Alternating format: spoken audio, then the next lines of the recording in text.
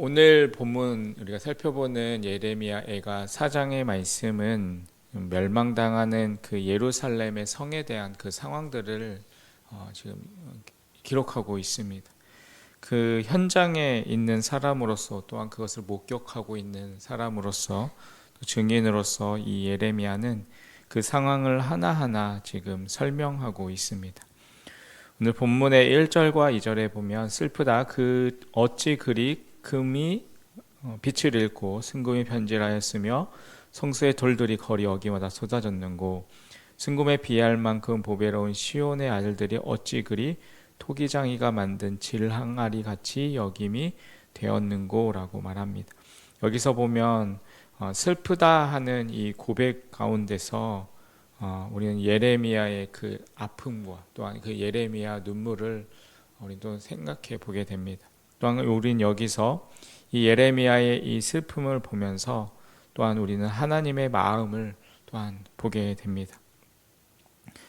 하나님이 우리를 보시고 기뻐하시면 얼마나 좋겠습니까? 그런데 그들을 바라보면서 그들 가운데 슬픔이 있다라는 것입니다. 하지만 하나님께서는 그 슬픔 가운데서도 심판을 멈추지 않으십니다. 왜냐하면 그들이 하나님께로 돌아와야 하기 때문입니다. 하나님께로 돌아가야 하는 그런 하나님의 목표 속에서 하나님은 지금 계속해서 그 마음이 아프시지만 심판을 계속해서 하고 계십니다. 오늘 본문에 보면 금이 빛을 잃고 순금이 변질되었다. 성서의 돌들이 어기마다 쏟아졌다라고 그렇게 말하고 있습니다. 이 이야기는 무엇을 이야기합니까? 바로 예루살렘의 그 모든 것들이 무너졌음을 이야기하고 있습니다. 어떤 때는 정말 황금의 집이라고 불렸던 그 예루살렘의 성이 무너져 버렸다라는 것입니다. 또한 그 빛을 잃어버렸고 어떠한 일이 일어납니까? 바로 보배로운 시온의 아들들이 토기장이가 만든 질항아리 같이 여김을 받았다라고 말을 하고 있습니다.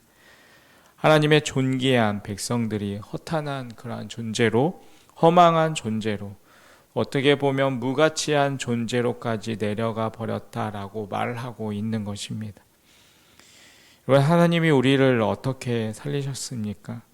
그 아들 예수 그리스도의 그 보배로운 피를 흘리게 하심으로, 또 대신 우리를 위해서 죽임을 당하심으로 거짓과 죄의 죽음에 빠져서 살아가는 그러한 우리의 인생을 예수 그리스도를 믿음을 통하여서 구원에 이르도록 하는 그 은혜를 우리에게 베풀어 주셨습니다. 우리는 그 예수 그리스도의 이름을 믿으며 오늘도 우리의 삶을 살아가고 있습니다. 그러한 모습 속에서 우리는 어떻게 살아가야 할까요? 우리는 우리를 위해서 대신 죽으신 예수 그리스도의 마음을 기억해야 합니다. 그 은혜를 기억하며 우리는 그 은혜에 합당한 삶을 살아가야 합니다. 하지만 우리는 그 예수 그리스도의 그 가치를 무가치하게 만드는 그러한 순간순간을 살아갈 때가 너무나 많이 있습니다. 하나님께서 우리를 위해서 좋은 것들을 허락해 주셨는데 우리는 그 모든 것들을 헛되게 만들어 버릴 때가 너무나 많이 있습니다. 그래서 아무리 우리가 보배로운 존재로 하나님께 세워졌다 할지라도 하나님을 멀리하고 또 하나님을 향해서 범죄하고 반역하게 된다면 우리는 질그릇과 같은 존재로 우리는 낮아지게 될 것임을 기억하며 살아가는 삶이 되어야 할 것입니다. 예루살렘의 이러한 멸망은 그냥 건물에서만 일어난 것이 아닙니다. 그 모든 이스라엘 백성들 한 사람 한 사람에게도 그 멸망과 그 절망이 이루어졌습니다. 오늘 본문의 3절에서 5절까지의 말씀을 보면 들깨도 젖을 주어 그들의 새끼를 먹이나 딸 내 백성은 잔인하여 마치 광야의 타조 같도다. 젖먹이가 목말라서 혀가 이첨장에 붙음이여 어린 아이들이 떡을 구하나 떼어줄 사람이 없도다. 맛있는 음식을 먹던 자들이 외롭게 거리에 있으며 이전에는 붉은 옷을 입고 자란 자들이 이제는 거름더미를 안았도다 라고 말합니다. 젖먹이와 어린아이들 모든 사람들이 먹을 것이 없어지는 그러한 시기가 왔고, 또한 진실로 너무나도 괴롭고 고통스러운 이 시절이 되었다라는 것입니다. 이러한 상황 속에서 예루살렘 성은 점점 더 멸망하고 또 무너져 있다라고 말합니다. 이 예레미야의 고백을 우리는 이 시대를 다시 한번 바라보며 우리는 생각하게 됩니다. 우리가 함께 하고 있는 이 나라, 이 민족, 또한 우리의 삶이 정말 하나님 앞에서 바르게 서 있는 모습인 것인지, 우리가 또한 우리에게 주어진 이 시대 속에서 우리의 삶이 정말 하나님 앞에 온전한 모습으로 살아가고 있는 것인지, 우리는 다시 한번 하나님 앞에 우리의 모습을 다시 생각하고 또한 다시 한번 우리의 삶을 돌이킬 수 있는 모습이 되시길 바랍니다. 하나님을 제대로 만나지 못하면 결국 우리는 굶주린 자가 될 것이고 멸망당하는 자가 될 것임을 우리는 기억해야 합니다. 그 하나님의 마음으로 우리는 우리의 자신을 다시 한번 돌아볼 수 있는 모습이 되시길 바랍니다. 이 예레미야가 예루살렘의 성이 무너지는 것과 또한 예루살렘 백성들의 그 굶주림과 또한 그 고통의 모습들을 바라보면서 예레미야는 아주 오래전에 있었던 그 사건을 다시 떠올리게 됩니다. 그 사건은 바로 창세기 19장에 나왔던 이 소돔성의 멸망입니다. 그것에 대해서 예레미야는 6절을 통해 이렇게 말합니다. 전에 소돔이 사람의 손에 대지 아니하였는데도 순식간에 무너지더니 이제는 딸 내 백성의 죄가 소돔의 죄보다 무겁도다 라고 말합니다. 하나님의 딸 이스라엘, 그 예루살렘이 소돔보다 더 무거운 죄를 지었다라는 것입니다. 여러분, 얼마나 안타까운 그러한 이야기입니까? 여러분, 우리가 한번 생각해 보아야 합니다. 우리가 짓고 있는 이 죄는 또한 얼마나 무거운 것인가. 또한 우리나라 이 민족이 짓고 있는 죄악은 우리는 얼마나 무거운 것인가.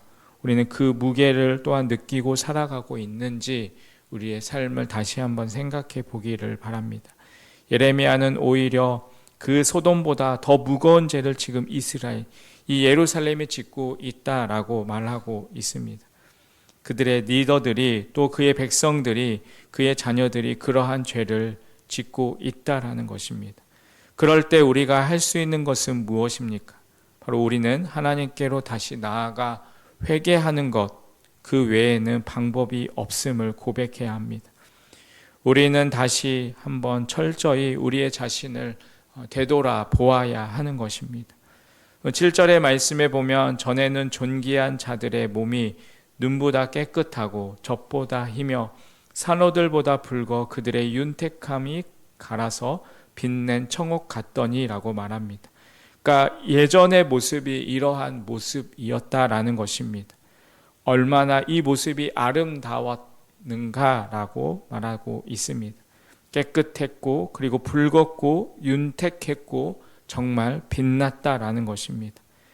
그렇게 빛났던 그러한 삶, 그 삶이 바로 하나님께 영광을 돌리며 살아갔던, 하나님과 가까이 지나며 살아갔던 그러한 삶의 모습이었습니다.